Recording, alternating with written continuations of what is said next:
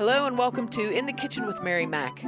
Today's recipe is nice and warm because it has been so cold, really mostly all over the entire United States. So I thought something that's nice and warm and fairly simple and something that you could throw together and do something else for a couple hours and then it would be done would be a wonderful thing. So here it is. Slow cooker enchiladas is the answer to whatever the question was that I just asked. So this recipe here serves like 4 to 6 people, and it can be doubled, probably tripled and quadrupled too, I'm sure, because it's just basically the same as enchiladas, except it's in slow cooker form. So here are the ingredients, and then I'll get into the directions. You need 1 medium onion chopped, 1 pound of ground beef, a half teaspoon of salt, a 1/4 teaspoon of pepper, a half teaspoon of granulated onion, a half teaspoon of granulated garlic, a half teaspoon of cumin, a 1/4 teaspoon of chili powder, 1 15-ounce can of chili beans, whatever heat you like. And they are like pinto beans in a sauce. So they come in not hot at all, whatever they call that. Mild? Not the slightest hint of being hot. And then they come in, oh my gosh, fire is coming from my ears. Somewhere, whatever your grade of chili beans, there's an amazing array of chili bean heat out there. So choose whatever heat level you like. 1 19-ounce can of red enchilada sauce divided. Now this would be the middle size can. They make a small can that's like a little over a cup. And then this would be like, I don't know. They're not normal, okay? Let me say this. It's like there's a 10-ounce can, there's a 19-ounce can, there's a 28-ounce can. I don't know who decided on what size cans enchilada sauce would come in, but that's how it is. It is strange, the teeny tiny one. Like Yeah, what are you doing? What are you doing with that? I've never only made enough enchiladas to use 10 ounces of enchilada for sauce. 2 enchiladas. I just need a little bit of enchilada sauce. Oh, I was cracking up. So I always get the great big can, even if I don't need the whole can. And then I just put it in another container and use it. You know what I mean? But whatever. So anyway, I'm just trying to get the amounts right here for people. You'll need a 16-ounce pack of soft corn tortillas because I have never seen them in any other size pack. So that would be the pack you would get. They're about 5 to 6 inches in diameter. They're little, so. Okay, and then 2 to 3 cups of shredded Colby Jack cheese divided, or you can use, like, if you want to, you can use the taco cheese, they call it sometimes, whatever you like. And then you need a 4-quart round slow cooker or crock pot. You can use any crock pot really for this, but the small round one works about the best. You might even be able to get away with a 2-quart crock pot on this size because this would probably fill up about half of a 4-quart. I don't know, but I know crock pots come in and slow cookers come in such a wide variety of sizes and shapes. So whatever shape you have, please don't go buy another crock pot, okay? You just make this to conform to your shape. And this recipe is also how you make regular enchiladas if you want to do that. But I find I really like enchiladas. However, they can be very messy to make, especially for me. And then when you go to eat them, like you go to scoop them up and everything falls apart. And I thought, it's all going to fall apart anyway. Why don't I just do this in a crock pot? And by golly, it works really good in a crock pot. And basically what you get is just like if you made enchiladas and they fell apart on your plate or on the way to your plate. So what you want to do here is get a large skillet, take your ground beef and kind of break it up as you drop it into the skillet, and then put your onions in, and you're going to saute those until the beef is cooked and the onions are translucent. If you have really lean beef, you might want to put a little bit of olive oil in to get the onions going. But if your beef has a reasonable amount of fat in it, it'll be enough fat to cook those onions. Now, drain any fat and remove the meat and the onions into a large bowl. Now you want to mix in 1 cup of the enchilada sauce and 1 cup of the shredded cheese, and you mix that until it's really well blended. Now open your can of chili beans, and then you want to reserve a 1/4 cup of your remaining enchilada sauce to put on the very top.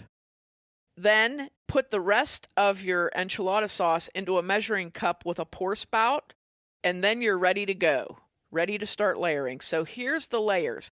Now, I just used my regular 4-quart round slow cooker, and I did not put a liner in it or anything like that.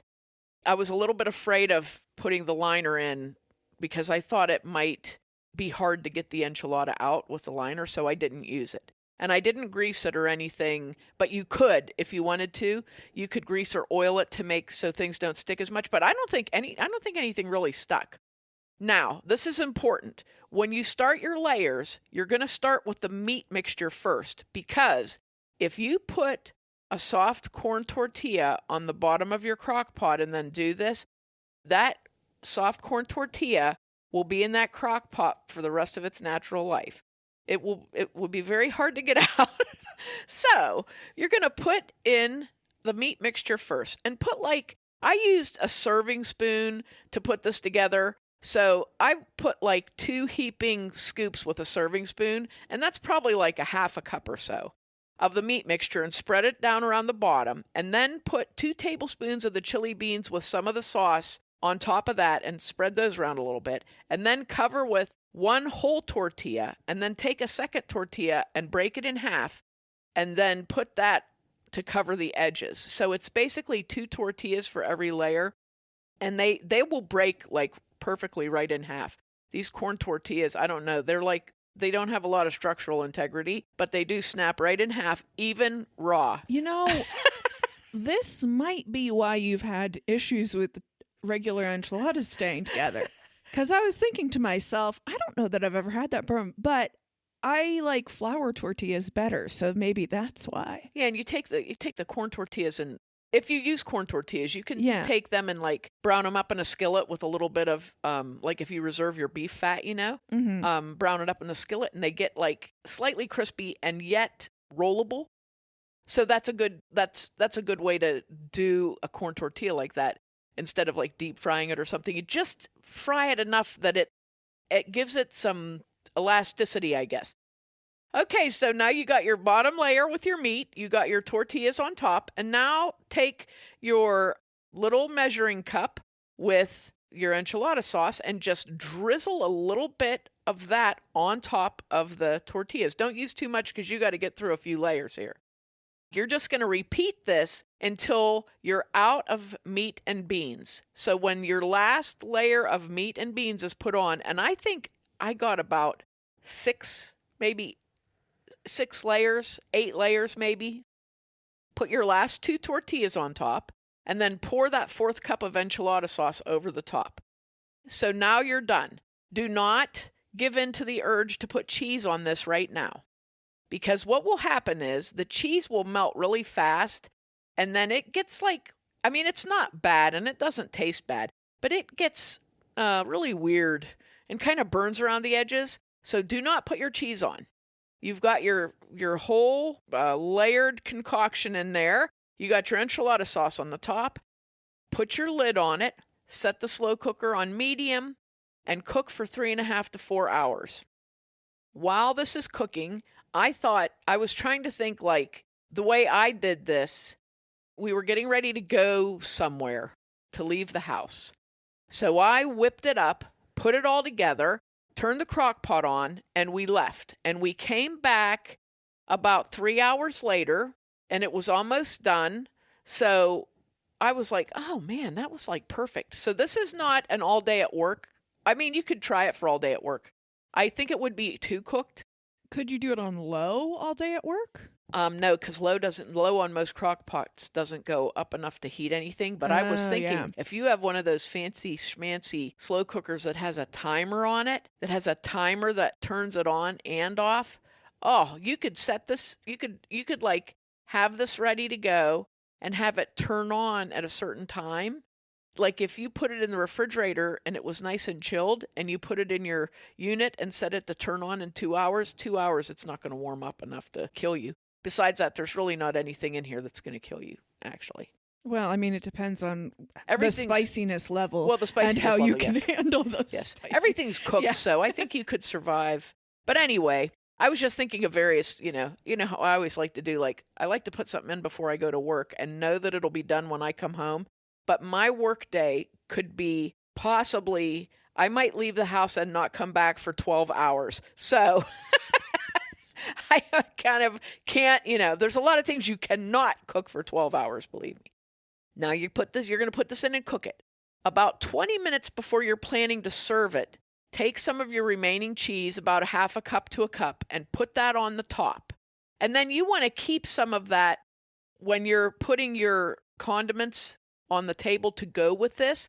Put out some of that shredded cheese in case somebody wants to put, scoop that out. You can put cheese on top of it.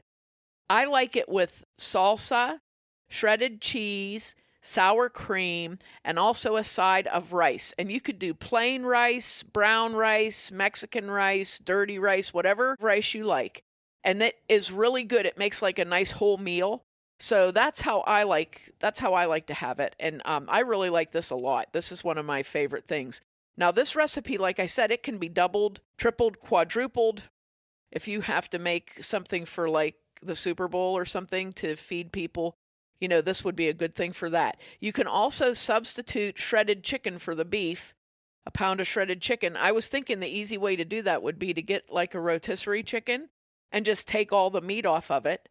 And then you would have it, you could do this slow cooker enchiladas with chicken and, and you'd be bada boom, bada bing, you're done, So I thought that would be a good idea too. And this is a recipe that it takes substitutions very well.